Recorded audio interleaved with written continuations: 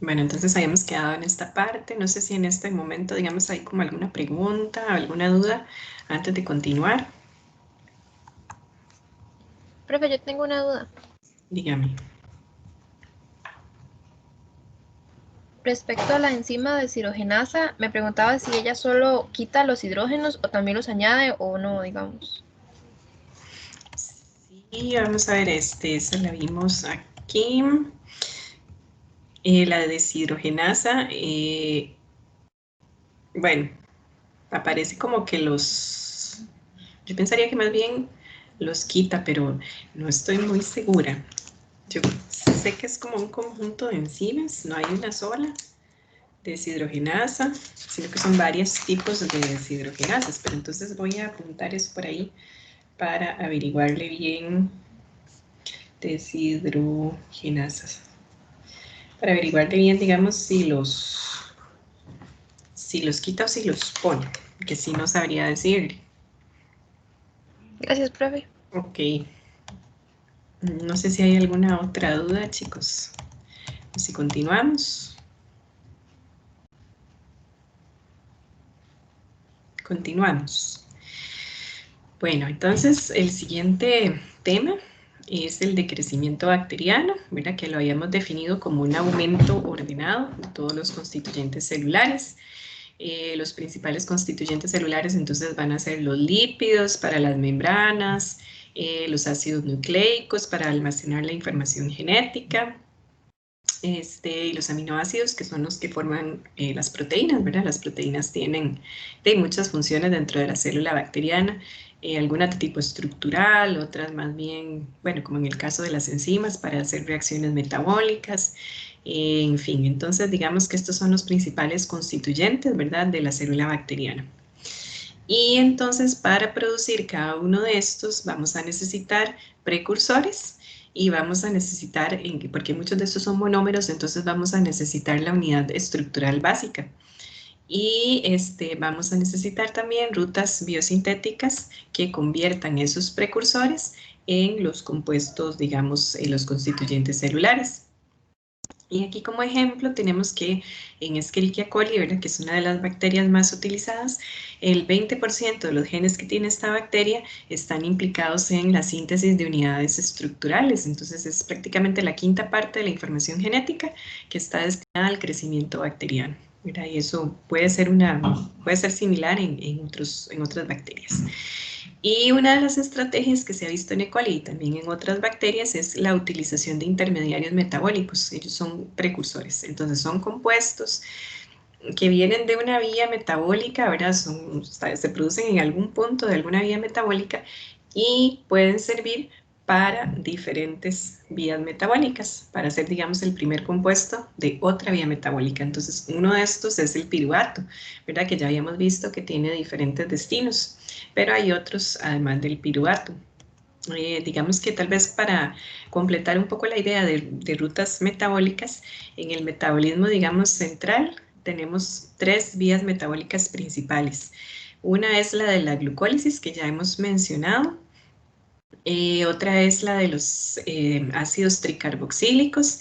A este ciclo también se le conoce como ciclo de Krebs, o ciclo del ácido cítrico, o ciclo de los ácidos tricarboxílicos. Es básicamente la misma vía metabólica. Y la otra que no está aquí dibujada es la de las pentosas fosfato, que también creo que la mencionamos. Entonces, con estas tres vías metabólicas, las bacterias son capaces de producir casi que todos estos, bueno, digamos, los intermediarios metabólicos para producir todos estos componentes celulares, ¿verdad? Entonces, esa es un poco la estrategia, digamos, generar compuestos que puedan servir para participar en otras vías metabólicas, ¿verdad?, que son los intermediarios metabólicos. Entonces, bueno, esas son las principales, entonces vamos a repasarlas, ¿verdad? Pero esto es también pesadito, ¿verdad? Son muchas reacciones. Y bueno, no es necesario que ustedes, digamos, se aprendan todo esto de memoria, pero tal vez que sí comprendan que, digamos, bueno, por ejemplo, en la glucólisis, ¿verdad? Vean que yo les había dicho que se glucosa en piruvato, ¿verdad? Y entonces cuando vimos esta diapositiva, voy a devolverme esta de aquí, dijimos, ah, sí, la glucosa se convierte en piruvato, ¿verdad? Como si fuese una única reacción, ¿verdad? Porque la glucosa, dijimos, era de 6 carbonos y se producían 2 moléculas de piruvato de 3 carbonos. Pero, según lo que vemos aquí, esa no es una única reacción, digamos, o por lo menos no es tan sencillo.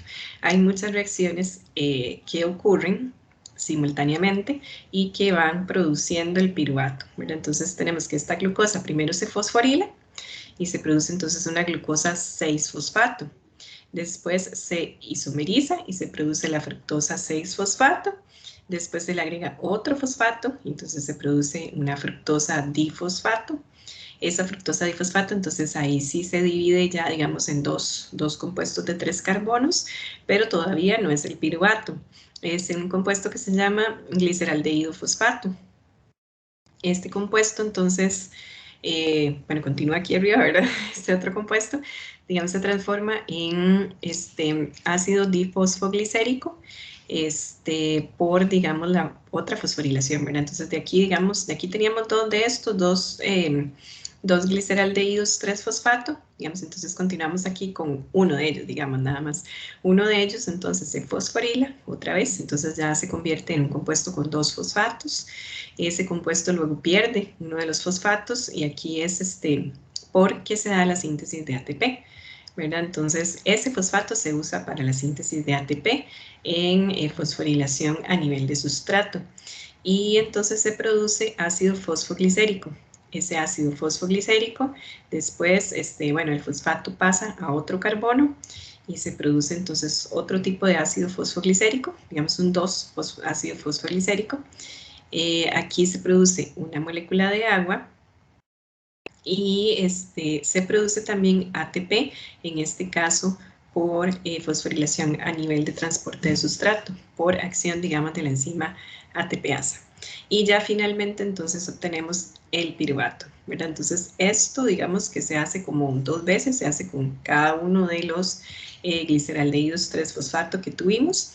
Y al final, entonces, los productos de esta glicólisis son 2 piruvato, 2 moléculas de ATP y 4 moléculas del NAD, que son los equivalentes reductores. Entonces, como les decía, no es necesario que aprendan de memoria todas estas vías, nada más que tengan presente que no es como una única reacción en la que, bueno, entonces yo parto la glucosa en 2 y tengo 2 moléculas de piruvato. No, hay varias fosforilaciones, varias isomerizaciones, después se parte la molécula en 2 moléculas de 3 carbonos, que a su vez también se empiezan a fosforilar, el fosfato cambia de posición, bueno, de carbono, pues, y se van dando, digamos, como muchos pasos.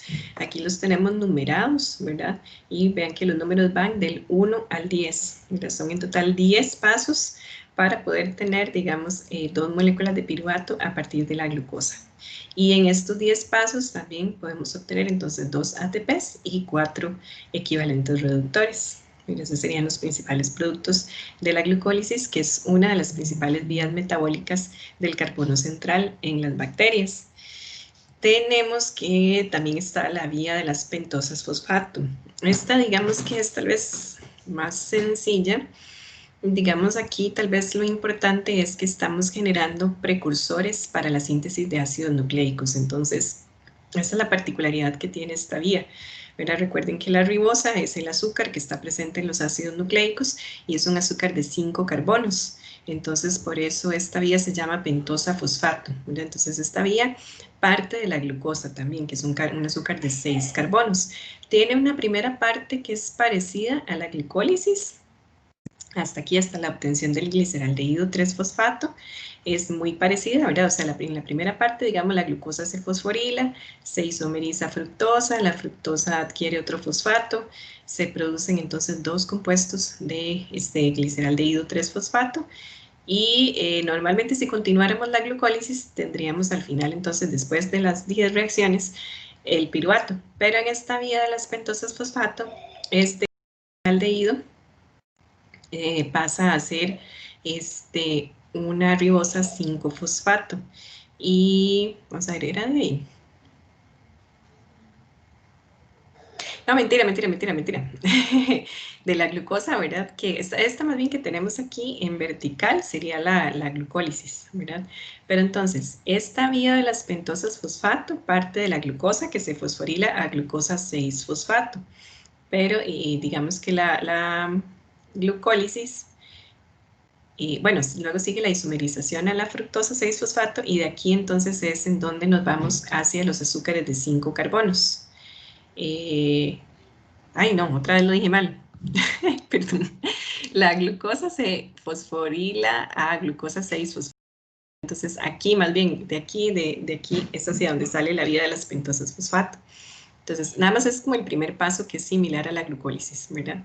Es que me enredó más bien dejar la glucólisis aquí, pero entonces, digamos, es nada más la primera de las reacciones y esa es la que entonces en algún momento, digamos, se produce un CO2 y entonces esta glucosa 6-fosfato, ¿verdad? Pierde uno de sus carbonos y queda como un azúcar de 5 carbonos. Entonces, que sería la ribosa 5-fosfato.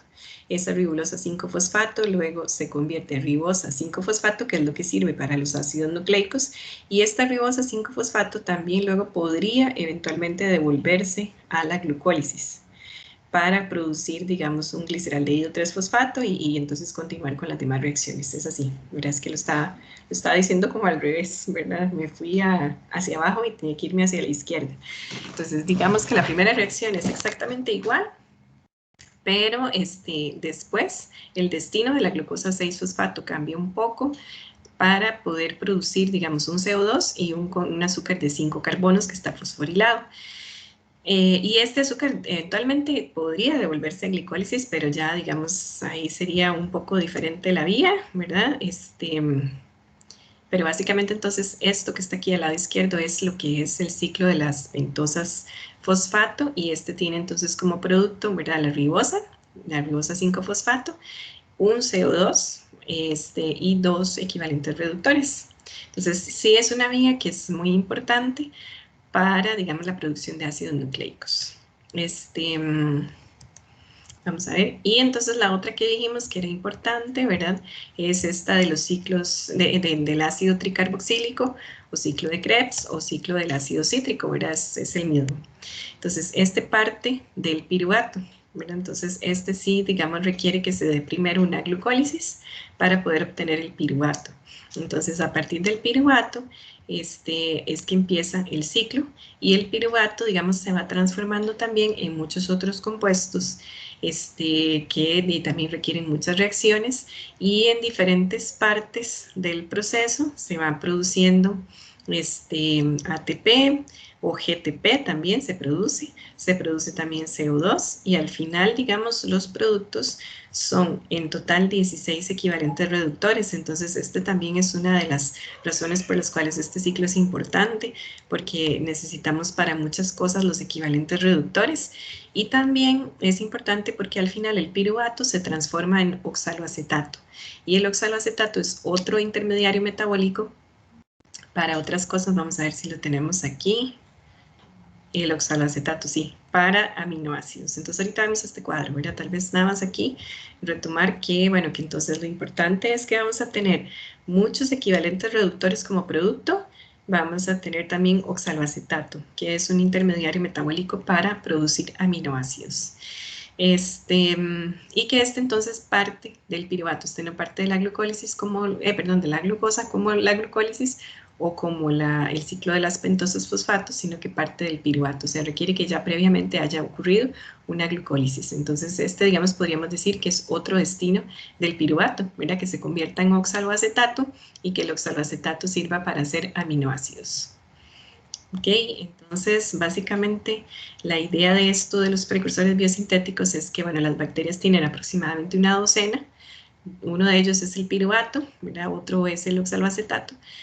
Las bacterias tienen, digamos, aproximadamente 12 compuestos de ese tipo que pueden ser intermediarios metabólicos para diferentes vías metabólicas, ¿verdad? Bueno, estas tres son las principales que ya comentamos, pero también pueden ser para otras vías metabólicas.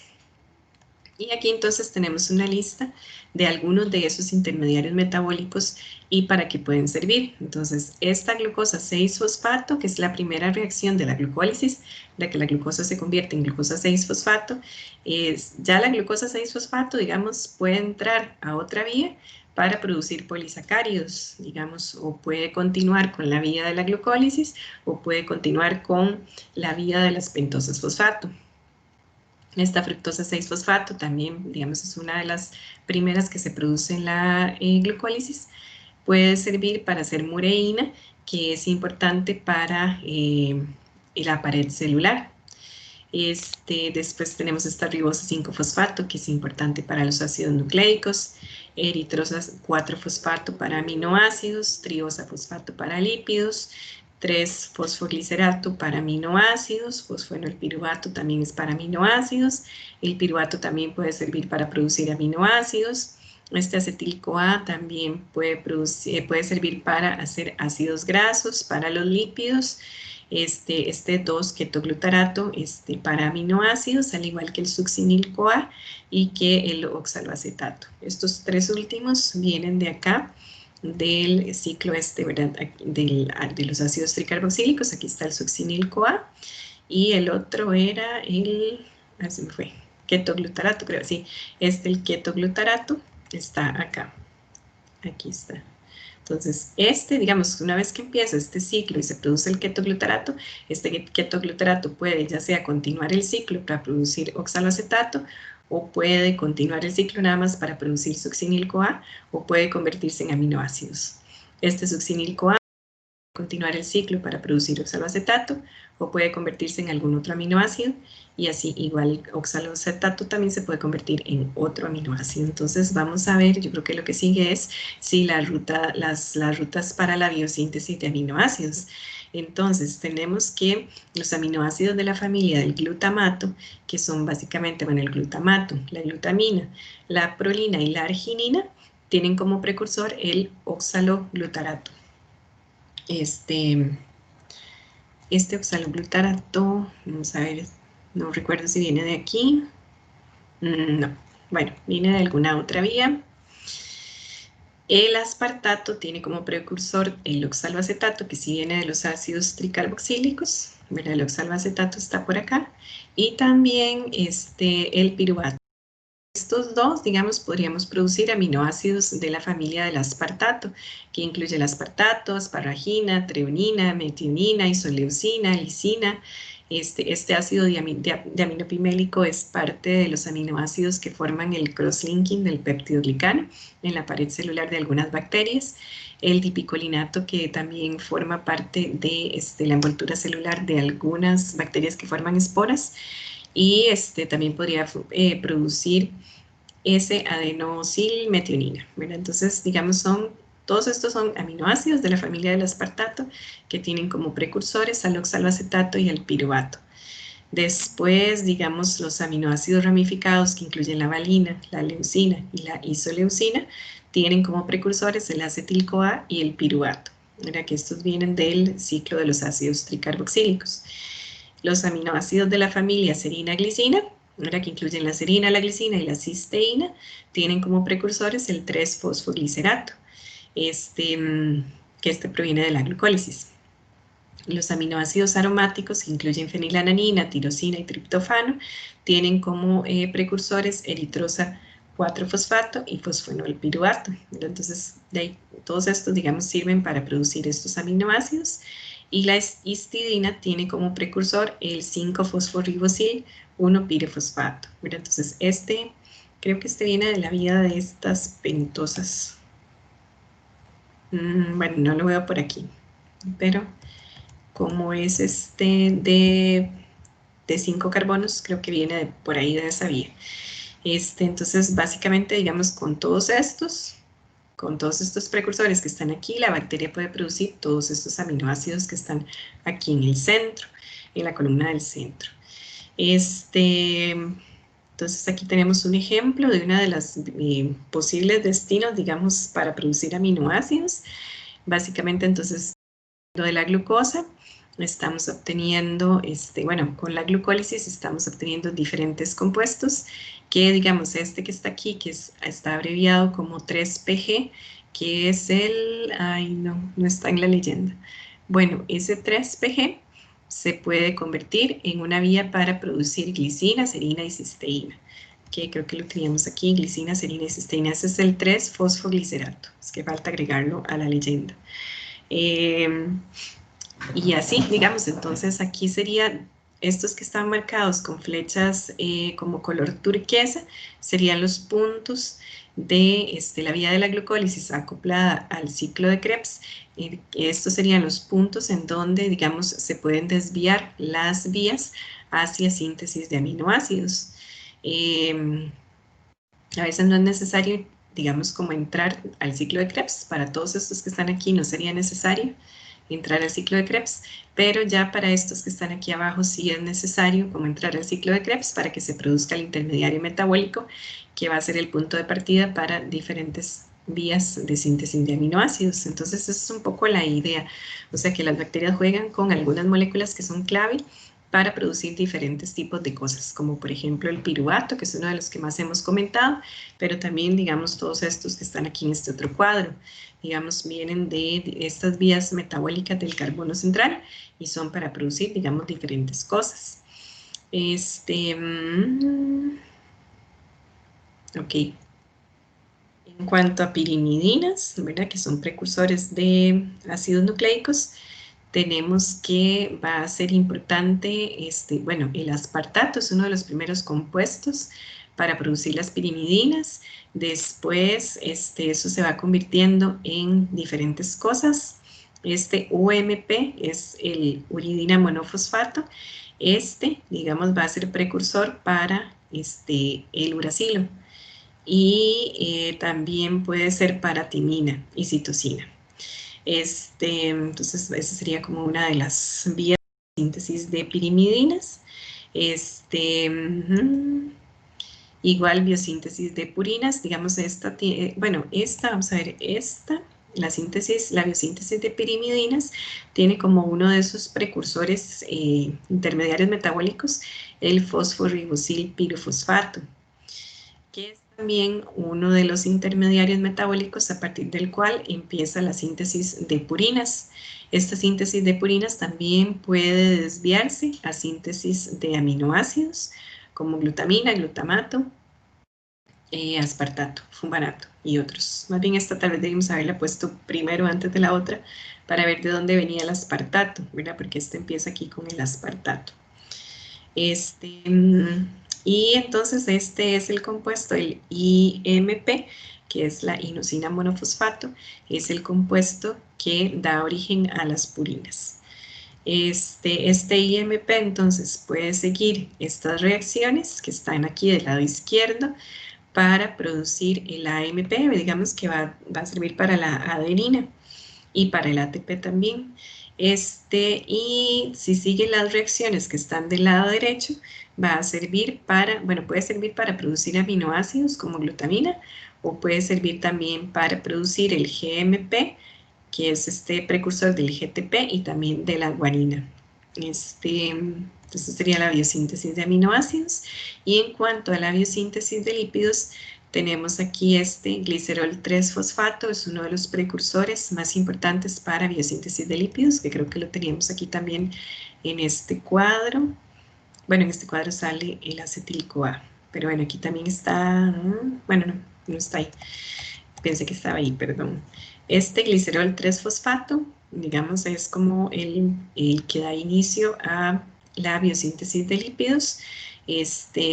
Aquí está el acetil-CoA, el que teníamos en el cuadro era el acetil-CoA.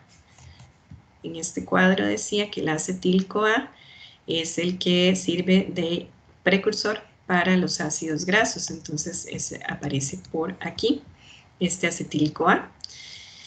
Que bueno, igual, ¿verdad? Pues va siguiendo una serie de reacciones en las que se van agregando colas de ácidos grasos para entonces producir diferentes tipos de lípidos. ¿sí? Entonces, eso es lo que está como resumido aquí a este lado, del lado izquierdo. Dice el glicerol fosfato se puede reducir y se puede convertir a ácidos grasos que se derivan del acetil-CoA y que permiten elongar las cadenas y constituir grupos polares para los lípidos.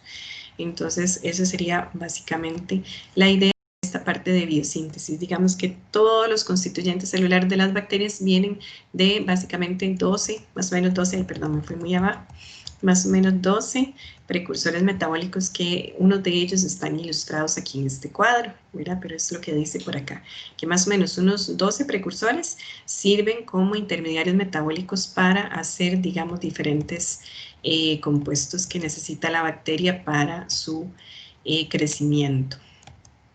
Entonces, no sé si tienen alguna duda hasta acá.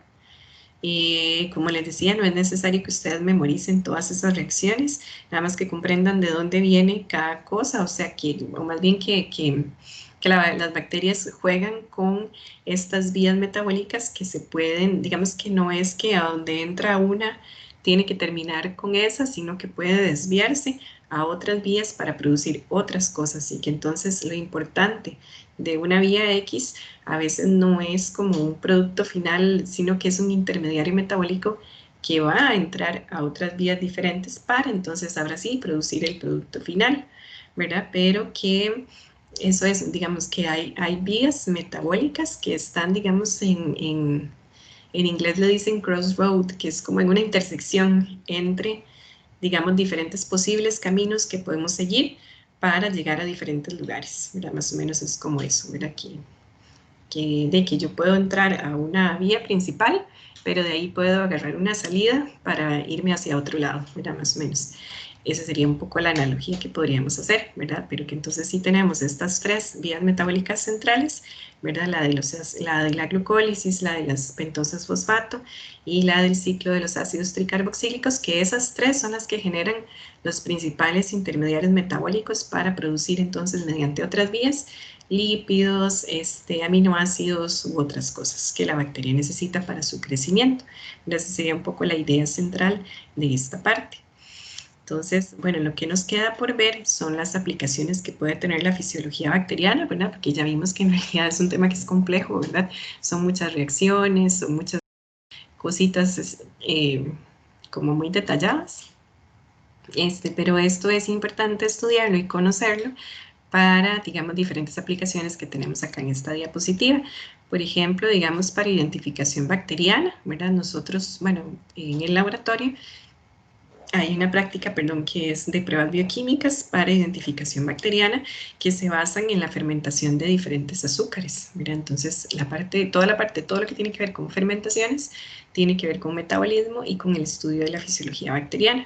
Puede ser aplicado en identificación o puede ser aplicado también como fermentación como tal, digamos, para producir un compuesto de interés.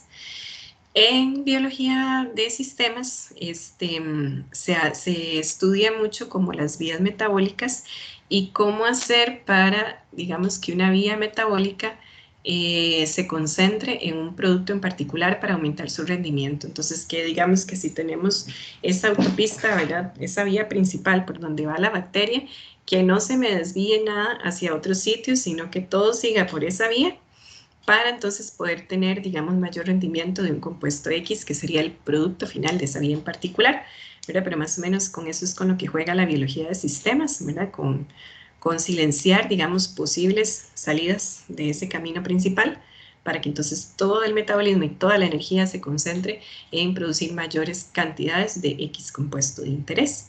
Y bueno, aquí también es importante la parte no solo de la fisiología, sino de la genética, porque precisamente eso que les decía, que entonces se busca silenciar genes para entonces, digamos, como decir, cerrar las salidas hacia otras vías, ¿verdad? Entonces, para eso también, digamos, necesitamos saber de genética, para comprender, digamos, cómo poder silenciar esos genes. Y después también está toda la parte ambiental, de aplicaciones ambientales, para hacer bioremediación, digamos, porque hay vías metabólicas específicas para degradar compuestos xenobióticos, etcétera. Bueno, mucha materia orgánica que pueda haber en un agua residual, por ejemplo, ¿verdad? Entonces necesitamos conocer de fisiología bacteriana para comprender cómo poder disminuir esa carga orgánica y poder entonces tener, digamos, un efluente que cumpla con parámetros X, ¿verdad? Que estén, digamos, en la legislación nacional. Y bueno, y también en cuanto a diversidad metabólica, ¿verdad? Porque aquí estamos centrándonos principalmente en vías para producir compuestos, digamos, estructurales o importantes para la bacteria, para que pueda crecer y replicarse, ¿verdad? Y hacer esas funciones.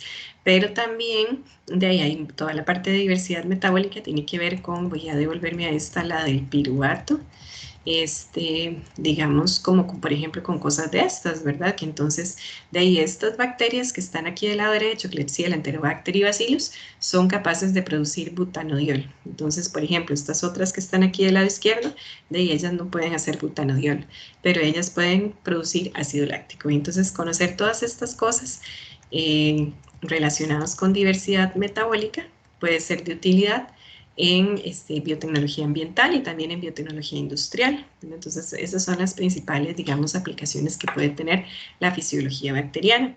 Y ahora, digamos, en cuanto a avances, o que es como lo más nuevo que se está investigando en este tema, es muy interesante, digamos, yo me metí a este Nature Publishing Group, que digamos es un grupo que tiene todas las revistas de, bueno, Nature y otras que son del mismo grupo. Digamos, ustedes, bueno, yo hice una búsqueda así, nada más puse fisiología bacteriana, y digamos, esto es todo lo que me salió. La mayoría de los artículos es interesante, pero digamos, la mayoría de los artículos de este año, ¿verdad? Es muy interesante porque tienen relación con el estudio de microorganismos de flora intestinal, ¿verdad? Sobre todo bacterias de flora intestinal. Entonces, hay muchos artículos en los que se habla, digamos, de cómo estas bacterias, o se trata de entender de cómo estas bacterias pueden ayudar a procesos como la digestión, pueden contribuir a reducir la obesidad, por ejemplo, o a, digamos, tratamiento de ciertas enfermedades también que son de tipo intestinal, ciertos tipos de diarreas, cosas así. Entonces, hay mucho relacionado con esta parte de los microorganismos intestinales. También hay una gran parte de los artículos, digamos, tienen relación con compuestos bactericidas. Y esto es porque, bueno, porque se da la problemática de la resistencia a los antimicrobianos, que está muy fuerte en todo el mundo. Entonces se está tratando de investigar sobre posibles alternativas, digamos, o cómo mejorar un antibiótico X. Entonces hay muchos artículos que tienen que ver con la parte del efecto bactericida, de cómo eliminar, digamos, ciertos microorganismos resistentes. Este otro artículo tiene relación con esto que les decía de las bacterias intestinales, para poder, digamos, hacer como, no sé, probióticos o medicamentos que se puedan administrar vía oral, ¿verdad? Para mejorar, digamos, la composición o la diversidad de estas bacterias intestinales. Este otro es sobre bacteriófagos, para también modular un poco el microbioma, pero para tratar, digamos, de mejorar la parte de las defensas del hospedero contra, digamos, ciertas infecciones, ¿verdad? Entonces también tiene que ver un poco con esto que les decía de control del crecimiento, más bien. Y bueno, estos otros también tienen que ver con los microorganismos intestinales. Este también es de los microorganismos intestinales. Microorganismos intestinales. Bueno, este es un poco ecológico, más bien, es como más, pues son microbiomas, pero asociados a cambio climático principalmente, ¿verdad? Entonces, es como otra línea, pero es que lo más fuerte es microbioma y sobre todo intestinal, y también la parte de cómo controlar ciertos microorganismos. Esto de trasplante de flora o microbiota fecal, esto en realidad es un tema que es antiguo, digamos, ya tiene mucho tiempo de aplicarse, incluso se aplica aquí en Costa Rica habitualmente en los hospitales, pero no sé, probablemente en el artículo se está investigando alguna otra cosa o alguna otra manera de hacerlo, no sé, yo no lo leí, digamos, como copié el título. Acidobacterias, dice, son activas y abundantes miembros de, bueno, este también tiene un poco que ver con, bueno, con suelos, comunidades de suelos. Este habla sobre el metabolismo del NAD, sobre algún tipo de, digamos, mecanismo patogénico en el que es importante el NAD, y tal vez algún potencial terapéutico, o algo así.